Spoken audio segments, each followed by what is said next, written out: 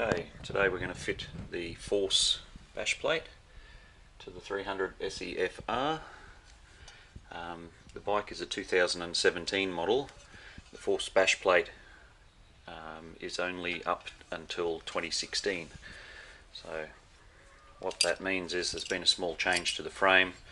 This is their previous mount, and they've then supplied a new style mount to go lower down in the frame. The problem with the old mount is you can see these legs on the back of it. Notice this one has a small notch cut out of it. That's for the right hand side. Where that goes is in here against the engine mount, and you can see that it's flat on the front. Previously there used to be a hole in the frame here for these two side bolts to mount through. That's no longer on the frame, so the new mount, similar style to the original, actually clamps over the frame down lower. So what's that mean for us? Well, obviously the mounting bolt hole will be too far up the frame. So what I'll do is mark the frame here in line with the centre of the hole, mark it here, measure the distance down and re-drill the hole in the sump plate, and we'll have our single bolt install Force bash plate on the bike. I've had one of these on my Husqvarna TE449 for the last 5 years. This is the old girl over here, and it's taken quite a beating. It's been a good thing. I've had no problems with it, and the single bolt removal for doing oil changes is a great idea. That's why I stuck with this one. I know B&B make a good one. There's a couple of other brands. There's also a better designed, larger plastic one from the same people that make the original. This is the original delivery guard. They make a slightly bigger one with a linkage protector on the back. Still plastic, still strong, but I decided I'd like to go with the single bolt design of the Force, so I think it's a great idea for oil changes. One bolt, it's off the bike, change the oil, put it back on, piece of cake. So I'll go ahead and mark that out now.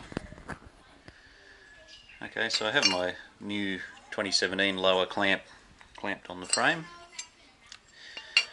I've had the top mount, original 16 type top mount, sitting against the engine mount and rocked it backwards and forwards and centered it in line with the frame, and marked the center bolt hole with the marker pen. So the measurement between these two marks, the marker pen here and here, is 52mm. So I transfer that over to my bash plate, come down here 52mm, and we should have the correct height to mount the plate. So I've re-drilled my hole. The original hardware bolt that they supply with the old kit is a little short. I've got this 5mm longer bolt out of my spare parts, and you'll also need a spacer washer, quite thin. This one's about 2mm thick, just to sit in there. The reason for that is that the mount sits just below flush with the frame, so once it pulls through it will bottom out on the washer around the hole there, and then we should be good to go. So here's the finished bash plate fitted up. I particularly like the big wing on here protecting the water pump. I don't know, I reckon you'd be pretty unlucky to get a hit on the clutch there, given that the brake pedal's there and anything's got to get past here if it's travelling forward.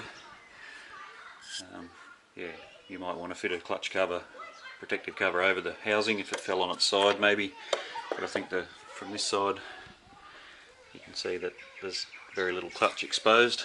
As I mentioned before, the one bolt mounting. And then the other side here, big finger up the side here protecting the alternator, and plenty of room for boots and whatever here near your gear shift.